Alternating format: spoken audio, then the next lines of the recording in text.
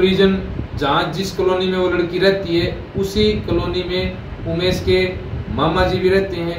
वहाँ से हमें ये सूचना मिली और मैंने पुलिस प्रशासन को भी इसकी सूचना दे दी थी कि भाई इतना बड़ा घटनाक्रम हो गया है, आप इस पे थोड़ा सा ध्यान दें, क्योंकि ये एक मानवता को खत्म करने की इतनी बड़ी साजिश रची गई थी। ये कहा जा सकता है कि क्योंकि अभी आप ऑफ कैमरा भी आप बता रहे थे कि लड़की से पहले ही सुसाइड नोट लिखवा लिया गया था, ये कहाँ तक सही बात है और कहाँ तक नहीं है? क्योंकि आपको ज़्यादा पता है, क्योंकि लड़के के मामा जो आप बता रहे हो वो उसी कॉलोनी में रहते हैं। ये जो सुसाइड नोट की बात आती है, इसमें ये क्लियर बात थी कि लड़की जब सेंटर होम में बंद थी, वहां से उसके घर वाले अपने घर ले गए उसको। वहां पर जाके उन्होंने उस पर जोर जबरदस्ती की, उस पर दबाव बनाया और ये जबरदस्ती लिखवाया गया सुसाइड नोट पे कि भाई मैं इस घटना से इतनी शर्मिंदा हूं, मेरे परिवार की और मेरी समाज में बेइज्जती हो गई है, इस कारण मैं जीना नहीं चाहती और मैं पॉइजन खा के, जहर खा के अपने जीवन को समाप्त करना चाहती हूँ। ये सुसाइड नोट लड़की पक्ष वालों ने पुलिस प्रशासन को भी दिया है। ये उन्होंने जोर जबरदस्ती लड़की से लिखवाया है। इसकी सूचना अड़ोसी पड़ोसियों को लग चुकी थी, क्योंकि लड़की वालों ने जब लड़की पर दबाव बनाया वो घर से फरार हो गई थी और पड़ोस में भी उन्होंने बताया था कि मेरे परिवार वाले मेरे को जान से मारना चाहते हैं। अपने पड़ोस में चाहे तो वो उसने बता दिया था, पर किसी का बस नहीं चला और इतने बड़े घटनाक्रम को अंजाम दे दिया गया। मतलब कहीं ना कहीं उन्होंने तैयारी पहले ही कर दी थी, जो सुसाइड नोट लिखवा लिया था, तो उनके दिमाग में पहले से ही कहानी उन्होंने गढ़ दी थी। हाँ जी, ये जितना भी घटनाक्रम हुआ ये प्री प्लानिंग के तहत हुआ है, पूरी साजिश के तहत हुआ है, क्योंकि पूरा परिवार उसमें लिप्त है। लड़की को सुसाइड करने के उसको उसकी हत्या करने के बाद उसको गाड़ी में डाल के, उपले साथ में डाल के उसका शहर के नजदीकी किसी गांव में शमशान घाट में जाके संस्कार किया गया और उसके किसी को भी, पुलिस प्रशासन को भी उसके निशान या उसकी कोई भी सबूत ना मिले, उसके शव को खुर्द-बुर्द करके उसकी अस्थियों को यमुना में भी डाल दिया गया है। ऐसा हमें सूचना मिली है कि इतना बड़ा घटनाक्रम ये एक साथ तो नहीं हो सकता, ये प्री प्लानिंग किया गया है, ये पहले से ही सब घटित था, ये पूरी की पूरी कहानी की साजिश रची गई थी। आप लोग देख पा रहे हैं एक गांव के सरपंच है पानीपत जिले के और एक लड़के के माता पिता हैं, जो कि पूरा मामला मैं आप लोगों को बताऊं कि एक लड़का है जो कि पानीपत जिले के एक गांव का है और एक लड़की है पानीपत जिले की एक कॉलोनी की। दोनों का प्रेम प्रसंग शुरू होता है और उसके बाद उनको लगता है कि उनके घर वाले नहीं अपनाएंगे उन लोगों को, तो वो भाग जाते हैं और उसके बाद वो शादी तो करते हैं, लेकिन कहीं ना कहीं जो लड़की नाबालिग होती है जिसकी वजह से वो शादी नहीं मानी जाती है और उसके बाद जो लड़की के घर वालों को और लड़के के घर वालों को पता लगता है कि उनके बच्चे घर से फरार हैं और उसके बाद तफ्तीश की जाती है, जो पुलिस है ढूंढने लगती है, तो लड़का लड़की मिल भी जाते हैं और फिर वो लड़के को पुलिस कोर्ट में पेश करती है और वहां पर उसको हिरासत में ले लिया जाता है कोर्ट के द्वारा। और फिर क्या होता है, उसके 2 महीने बाद लड़की को लड़की के घर वालों के द्वारा जान से मार दिया जाता है। और क्या कुछ पूरा मामला है वो अभी हम लड़के की माँ हैं, गांव के सरपंच हैं, लड़के के पिताजी हैं, उन सबसे बातचीत करेंगे। लेकिन सबसे पहले हमें जो सूचना जहां से मिली है, जो सरपंच है, सरपंच ने हमें बताया कि क्या कुछ पूरा मामला हुआ, उनसे बातचीत करेंगे। क्या कुछ पूरी बात थी, कैसे ये बात शुरू हुई थी, जितना हमें पता था वो हमने लोगों को बताया है। अब जैसे आपको पता है वो भी आप बता दीजिए। नमस्कार जी। नमस्कार श्रीमान जी, जैसे हमें सूचना मिली कि भाई हमारे गांव का लड़का उमेश और पानीपत एक शहर में कॉलोनी में रहने वाली एक लड़की का आपस में प्रेम प्रसंग था और वो दोनों घर से फरार हो चुके हैं। लड़की पक्ष वाले पुलिस प्रशासन को लेके जब मेरे गांव में पहुंचे, मेरे निवास स्थान पहुंचे, मेरे को इस घटना की सूचना तब मिली। इस दौरान लड़की की दादी, लड़की का पिताजी, लड़की का चाचा जी और उनके 1-2 परिजन साथ में थे, साथ में पुलिस प्रशासन भी था। मैंने लड़के के पिताजी को बुला के ये सूचना दी कि भाई आपका लड़का एक लड़की को लेके फरार है, आपको जहाँ भी सूचना मिले पुलिस प्रशासन को इत्तला करें, उनको सूचना दें। पर ये प्रेम प्रसंग का मामला, घर से भागने का मामला इतना बड़ा, एक समाज को तोड़ने वाला और इतना बड़ा घटनाक्रम बन जाएगा, इसकी सूचना, इसकी भनक हमें भी नहीं थी। क्योंकि कुछ ही दिन पहले मेरे को सूचना मिली कि लड़की पक्ष वालों ने अपनी लड़की की बेरहमी से हत्या कर दी और उसके हत्या करने के बाद उसके शव को जला के गुर्द-बुर्द करने का भी प्रयास किया है। और इस दौरान किसी को भी ना सूचना मिले, उन्होंने पूरे का पूरा बड़ा षड्यंत्र रच रखा था। यही हम पुलिस प्रशासन के माध्यम से सूचना मिली और कुछ परिजन जहाँ जिस कॉलोनी में वो लड़की रहती है उसी कॉलोनी में उमेश के मामा जी भी रहते हैं, वहाँ से हमें ये सूचना मिली और मैंने पुलिस प्रशासन को भी इसकी सूचना दे दी थी कि भाई इतना बड़ा घटनाक्रम हो गया है, आप इस पे थोड़ा सा ध्यान दें, क्योंकि ये एक मानवता को खत्म करने की इतनी बड़ी साजिश रची गई थी। ये कहा जा सकता है कि क्योंकि अभी आप ऑफ कैमरा भी आप बता रहे थे कि लड़की से पहले ही सुसाइड नोट लिखवा लिया गया था, ये कहाँ तक सही बात है और कहाँ तक नहीं है? क्योंकि आपको ज़्यादा पता है, क्योंकि लड़के के मामा जो आप बता रहे हो वो उसी कॉलोनी में रहते हैं। ये जो सुसाइड नोट की बात आती है, इसमें ये क्लियर बात थी कि लड़की जब सेंटर होम में बंद थी, वहां से उसके घर वाले अपने घर ले गए उसको, वहां पर जाके उन्होंने उस पर जोर जबरदस्ती की, उस पर दबाव बनाया और ये जबरदस्ती लिखवाया गया सुसाइड नोट पे कि भाई मैं इस घटना से इतनी शर्मिंदा हूँ, मेरे परिवार की और मेरी समाज में बेइज्जती हो गई है, इस कारण मैं जीना नहीं चाहती और मैं पॉइजन खा के, जहर खा के अपने जीवन को समाप्त करना चाहती हूँ। ये सुसाइड नोट लड़की पक्ष वालों ने पुलिस प्रशासन को भी दिया है, ये उन्होंने जोर जबरदस्ती लड़की से लिखवाया है। इसकी सूचना अड़ोसी पड़ोसियों को लग चुकी थी, क्योंकि लड़की वालों ने जब लड़की पर दबाव बनाया वो घर से फरार हो गई थी और पड़ोस में भी उन्होंने बताया था कि मेरे परिवार वाले मेरे को जान से मारना चाहते हैं। अपने पड़ोस में चाहे तो को उसने बता दिया था, पर किसी का बस नहीं चला और इतने बड़े घटनाक्रम को अंजाम दे दिया गया। मतलब कहीं ना कहीं उन्होंने तैयारी पहले ही कर दी थी, जो सुसाइड नोट लिखवा लिया था, तो उनके प्लान, उनके दिमाग में पहले से ही कहानी उन्होंने गढ़ दी गई थी। हाँ जी, ये जितना भी घटनाक्रम हुआ ये प्री प्लानिंग के तहत हुआ है, पूरी साजिश के तहत हुआ है, क्योंकि पूरा परिवार उसमें लिप्त है। लड़की को सुसाइड करने के, उसको उसकी हत्या करने के बाद उसको गाड़ी में डाल के, उपले साथ में डाल के उसका शहर के नजदीकी किसी गांव में शमशान घाट में जाके संस्कार किया गया और उसके किसी को भी, पुलिस प्रशासन को भी उसके निशान या उसकी कोई भी सबूत ना मिले, उसके शव को खुर्द-बुर्द करके उसकी अस्थियों को यमुना में भी डाल दिया गया है। ऐसा हमें सूचना मिली है कि इतना बड़ा घटनाक्रम ये एक साथ तो नहीं हो सकता, ये प्री प्लानिंग किया गया है, ये पहले से ही सब घटित था, ये पूरी की पूरी कहानी की साजिश रची गई थी और पूरे का पूरा परिवार इसमें लिप्त है।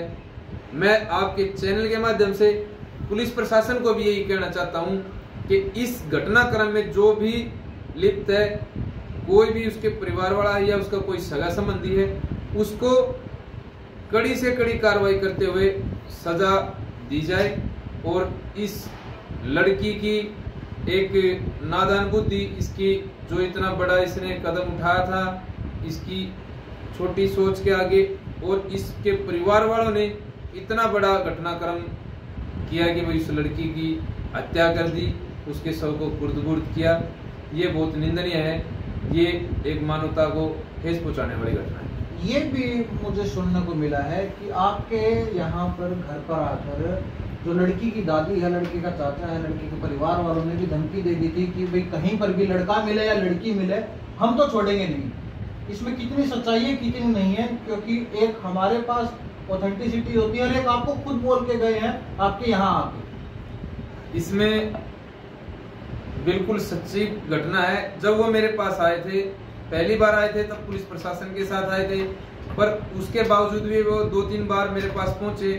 उन्होंने यहाँ पर आके बिल्कुल सरेआम ये बात बोली थी कि जो लड़का हमारी लड़की को लेके गया है उमेश, उसको और इस घटनाक्रम में जो भी उसके साथ लिप्त होगा हम उसे गोली मार देंगे, उसे जान से मार देंगे। क्योंकि इसमें उनके साथ उनका चाचा है, लड़की का चाचा है जो आर्मी में है, वो अपनी आर्मी की धौंस जमा रहा था। और जो उसकी दादी है वो भी ये कह रही थी कि मेरा लड़का फौज में लगा हुआ है, मैं उन्हें जान से मरवा दूंगी। जो भी इसमें उमेश का साथ दे रहे हैं उसमें उसके परिवार वाले हैं या उसके रिश्तेदार हैं, मैं उन्हें गोली मरवा दूंगी और जान से मरवा दूंगी। इसमें एक चीज निकल कर आती है, जब आपको ये बातें बोली गई है यहाँ पर आकर, तो क्या उस समय पुलिस वहीं पर थी या जब पुलिस नहीं थी तब ये बातें बोली गई? पहली बार जब वो आए थे तो पुलिस प्रशासन के साथ आए थे, पर जब ये धमकियां दी गई ये वो अकेले आए थे, उसमें पुलिस प्रशासन साथ में नहीं था। पर ये जो घटनाक्रम हुआ है, उन्होंने यहाँ धमकी दी है, ये सूचना मैंने पुलिस प्रशासन को दी थी। ये जी वो बार बार मेरे गांव में आ रहे हैं और धमकियां दे के जा रहे हैं। मेरे को लड़के का या लड़की का पता लगेगा तो मैं खुद पुलिस प्रशासन को ये बात बता दूंगा कि भाई वो जहां भी मौजूद होंगे मैं उनको सूचना दे दूंगा। मतलब ये नहीं कहा जा सकता कि पुलिस प्रशासन को इस चीज का धमकी वाली बात का पता नहीं था, ये नहीं कहा जा सकता। हाँ, पुलिस प्रशासन को इस धमकी वाली बात का पता था। ये मैंने खुद पुलिस प्रशासन को बोला था जी, वो बार बार आके यहाँ पर धमकियां दे के जा रहे हैं, घर वालों पे प्रेशर बना रहे हैं, इनके रिश्तेदारों को बार बार धमकियां दे रहे हैं। उमेश का जो जीजा है उसको भी बार बार धमकियां मिल रही थी, क्योंकि उन्होंने मेरे को कॉल करके बोला था कि सरपंच साहब मेरे को मेंटली टॉर्चर किया जा रहा है। लड़की पक्ष वाले बार बार मेरे को फोन करके धमकियां दे रहे हैं। लड़की का जो चाचा है जोनी, जो आर्मी में है, वो बार बार ये धमकियां दे रहा है कि मैं तेरे को गोली मार दूंगा। मैं पुलिस से नहीं डरता, अगर लड़की को नहीं मेरे पास भेजा तो मैं सारे परिवार को जान से मार दूंगा। ये धमकियां बार बार मिल रही हैं, इसकी रिकॉर्डिंग भी मैं आपको उपलब्ध करा सकता हूँ। जी बिल्कुल। और अब जो लड़का है, जो उमेश, जो उस लड़की को लेकर फरार हो गया था, अभी लड़के के परिवार वाले भी हमारे साथ हैं, तो मुझे ये भी सुनने में मिल रहा है कहीं ना कहीं इनके ऊपर भी दबाव बनाया जा रहा है, धमकी दी जा रही है। क्या कुछ पूरी बात है वो भी हम इनसे जान लेंगे। नमस्कार जी, क्या बात है? जैसे अब लड़की को तो मार दिया गया है, उन लोगों को गिरफ्तार भी कर लिया गया है, धमकी वाली बात कितने सच है कितने नहीं है? हमारे पास ये इसकी माँ ने और उसके चाचा ने धमकी दी बहुत बड़ी कई बार। अब तुम्हारे को छोरे को हम जिंदा छोड़ेंगे ना, लड़की को छोड़ेंगे, जहाँ भी हमने मिल गए वहीं उड़ा देंगे। और ये लड़की मान ली था पाछे भी 1-2 बार धमकी दी उसके चाचा ने। मतलब लड़की मिलने के बाद भी मिलने के बाद भी 2 बार धमकी आ रही। क्या धमकी दी थी? अब तेरे छोरे को मारेंगे, अरे वो मारे इतना नहीं फंसेगा तो न मारेंगे हम। अच्छा, तेरी दोस्तियाँ ने बिठा लिया उनको वहाँ से। अच्छा, आपके रिश्तेदारों में जी रिश्तेदारी है उनको भी धमकी दी गई। वो रिकॉर्ड कर रहे हैं, मैं अनपढ़ मानस हूँ जो मैंने रिकॉर्ड नहीं करने आती। अच्छा, मान लो वो रिकॉर्डिंग भी कर रहे हैं, रिकॉर्डिंग भी है। हाँ। तो अभी लड़के की माँ भी है, बातचीत करेंगे। क्या कुछ कहेंगे इस सारी घटना को देखते हुए? और जैसे धमकी दी गई है, लड़का अभी जेल में है, कल को लड़का बाहर भी आएगा, तो कितना सुरक्षित समझते हैं? हाँ, धमकी दे रहे हैं जी, उनका बोला मार देंगे, हम तो गोली मार देंगे, तेरी दोस्तियाँ में तेरे जमाइया में सब में वो करवा दूंगी, मैं तो पकड़वा दूंगी, मरवा दूंगी। ऐसी क्या ताकत उनके पास? जी अभी वे छोरे की भी कहाँ है, पैदल के एक छोरे ने मरवाएंगे भी। अच्छा, कहाँ से? मतलब अगला नंबर लड़के का है? हाँ ना, पैदल लड़के ने भी कहाँ थे, उस दिन के कहाँ लड़के ने भी। और मेरे दोस्त जमाइया ने भी कहा कि हम तुम मरवा देंगे, धमकी दे रहे हैं। अच्छा, एक चीज मुझे आपसे पूछनी है, ये जो सारा प्रकरण हुआ है, आपके आगे धमकी देके गए हैं, लड़की मार दी गई है, परिवार वालों ने। देखो ये केस आमूमन हम देखते हैं समाज में, आप भी सामाजिक व्यक्ति हो, हम भी समाज में खबरें करते हैं। कितना गलत कदम था ये कि अपनी ही बच्ची को, और मुझे तो यहाँ तक भी सुनने को मिला है गाड़ी के अंदर उबलों के बीच में उस लाश को रख के लेके गए ताकि किसी को शक भी ना हो कि इस गाड़ी में है क्या। ये सच्ची बात है जी। लड़की पक्ष वाले लड़की की हत्या करने के बाद उसके शव को गाड़ी में डाल के उसके ऊपर उपले भर के कि भाई किसी को भी इस लाश ना दिखे, इसकी सूचना किसी को ना मिले, पूरा प्री प्लानिंग ये काम हुआ है। पर इस पूरे के पूरे घटनाक्रम से मेरे को बहुत आग पहुंची है, क्योंकि स्टार्टिंग में जब लड़की पक्ष वाले मेरे पास पहुंचे थे, स्टार्टिंग से मेरे को इस बात का पता था कि भाई ये इतना बड़ा घटनाक्रम हुआ है। पर पुलिस प्रशासन को पता था कि भाई ये घटनाक्रम हुआ है, और वो बार बार धमकियां दे रहे थे, क्योंकि मेरे को इस घटनाक्रम का पहले से ही पता था और लास्ट तक पता है।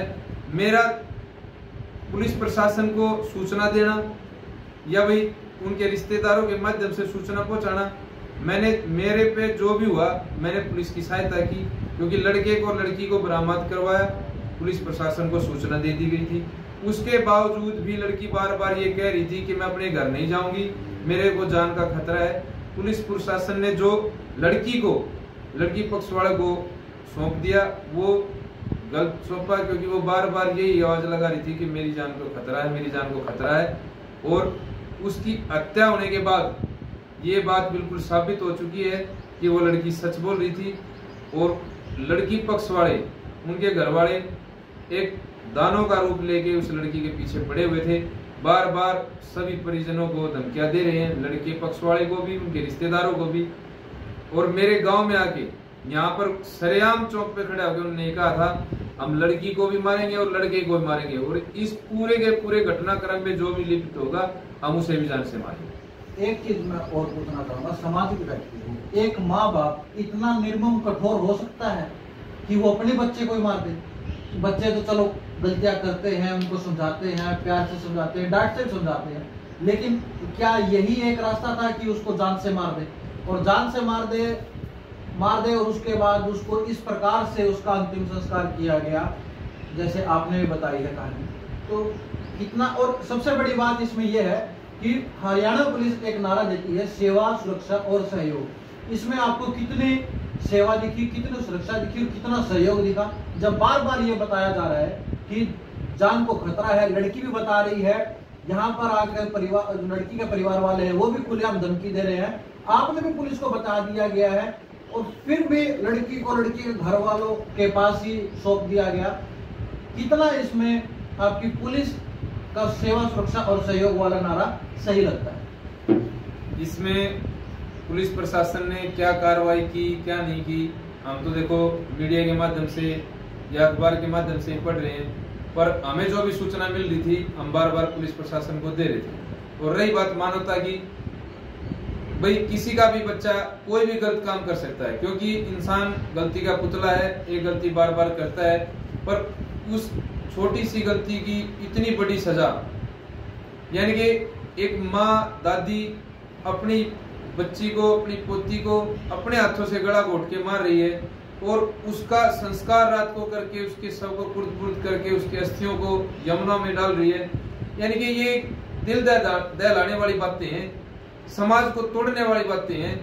यानी कि इस घटना के बारे में अगर मैं सोचता हूं तो मेरे रोंगटे खड़े हो जाते हैं। और मैं तो इस समाज की, इस देश की, मेरी माता बहनों से यही बात कहता हूं कि भाई इतनी बर्बरता से इतनी निर्मम हत्या की गई है उस लड़की की, यानी कि उसने इतना बड़ा क्या काम कर दिया था कि उसको इतनी बेरहमी से मार दिया गया। ठीक है, उससे नादानी से, वो बच्ची थी, नाबालिग थी, उसने इतना बड़ा कदम उठा दिया, उसने अपने परिवार की, समाज में क्या इज्जत रहेगी उस चीज को ना देखते हुए उसने कर दिया, पर उसकी इतनी बड़ी सजा दी गई है। ये बड़ी बर्बरता का और मानवता को खत्म करने वाला, एक दिल दहलाने वाली घटना है, ये बहुत ही निंदनीय है। तो कुल मिला के ये घटना इंसानियत को तो शर्मसार करती है और साथ के साथ हर माँ बाप के लिए ये कहीं ना कहीं प्रश्नवाचक चिन्ह रह जाता है कि क्या उसका बच्चा गलती करे तो उसका सजा क्या, खुद अपने हाथों से ही वो उसका गला घोट के मार देंगे क्या, या उसको समझाया जाएगा, डांट कर समझाया जाएगा, प्यार से समझाया जाएगा। अब इस पर आप लोगों की क्या कुछ राय है आप कमेंट बॉक्स में जरूर लिखिएगा और इस वीडियो को ज्यादा से ज्यादा शेयर कीजिएगा ताकि हर व्यक्ति इस वीडियो को देखकर उसकी आंखें नम हो और उसका दिल भी पसीज जाए और कहीं ना कहीं ये वीडियो हर व्यक्ति के लिए सीख देने वाली वीडियो है। तो इसको एक बार फिर से कहूंगा, ज्यादा से ज्यादा शेयर कीजिएगा। मैं मनीष कुमार, अखंड भारत की आवाज से।